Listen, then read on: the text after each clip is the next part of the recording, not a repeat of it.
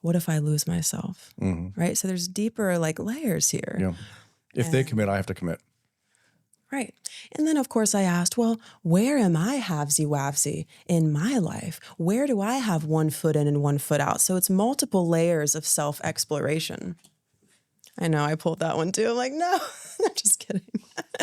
The mind, right? Yeah, so that was a Still real... not working? No, you're still going. Still rolling. Perfect. So that was a real proof is in the pudding moment that that pattern completely changed. And you could argue that, well, that pattern changed. One level of that is because you disallowed anything else but what you wanted, right? And so I wasn't giving that any attention. I was healing my own halvesy-wavsy and also... And there's so much of a focus on other, right? Correct. There's so much of a focus on their not committing. Yes. And it's such a giving up of personal action, emotion, and mindset, you know? It's so funny. It's just a complete loss of focus, of consciousness. Yes. And the unconscious mind is a world, and it bears the most power over your life. If you Google it, it runs 90% of us. So I'm really curious about getting in there, because you can change your actions, you can change your life, but if you don't change the program from the inside out, same story usually. I think of the program, or a best way to describe the program, and you're welcome to kind of weigh in on this, is it's really it's the story narrative, right? Much of that is the story narrative. And then there's also then the subconscious story narrative, because there's like deep belief and bias, which is number 4 in the reticular activating system, that we truly believe about ourselves, even though we think we tell ourselves something else. Yeah. It's interesting how like the language kind of like betrays us. I think we're getting ready to wrap up here for this first session. It's been wonderful to have you here.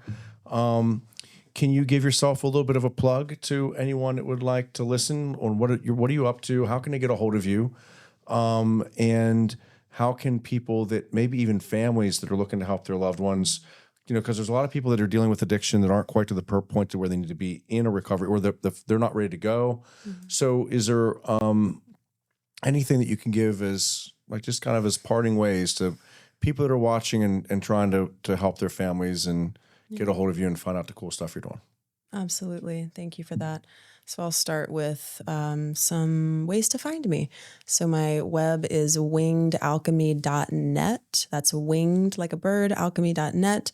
I have a podcast called Spiritually Empowered Podcast, and we do a lot of fun, spicy conversations there. It's often me in my bedroom floor with a candle lit, just diving into some cool topics. I have a mystery school in the Winged Alchemy world. It's a monthly membership, very accessible, I would say. It's a great way for people to step onto a path of soul growth who are like, there's so much out here. Like, what do I do? Okay, let's walk this path. Let's unite together. So the mystery school, I want to just say, come join us and come check it out if you are interested in that type of work. Let's see. So I think that's all that's going on for me. I'm starting to do more recovery work and through the mysticism lens. So definitely for those resonating, stay tuned for more opportunities to unite with people. Groups is what I'm really Would that be a good on. thing for people who describe themselves as spiritual but not religious? 1,000%. That's exactly what it is. And like I said, people who are religious, who want more and are different, are welcome as well. And then for, families and things, like what I really want to say very crudely is you're not fucked up. They're not fucked up. It's not that you're not trying hard enough. It's not that you're not doing enough, right? I don't think it's about that. I think it's, your soul might have chosen this incredible challenge so that you could transform it and maybe help others with it. So there's a deeper meaning to what we go through, and the hardest stuff bears the greatest fruit. So you don't have to do more, just maybe open into that new awareness and see where that takes you. That's really powerful. Yeah. Everyone, thank you to Ash Coleman for being here on Trauma Philosopher. We love having new people and new concepts and thought processes. Please check her out, and we can't wait to see you again. Thank you.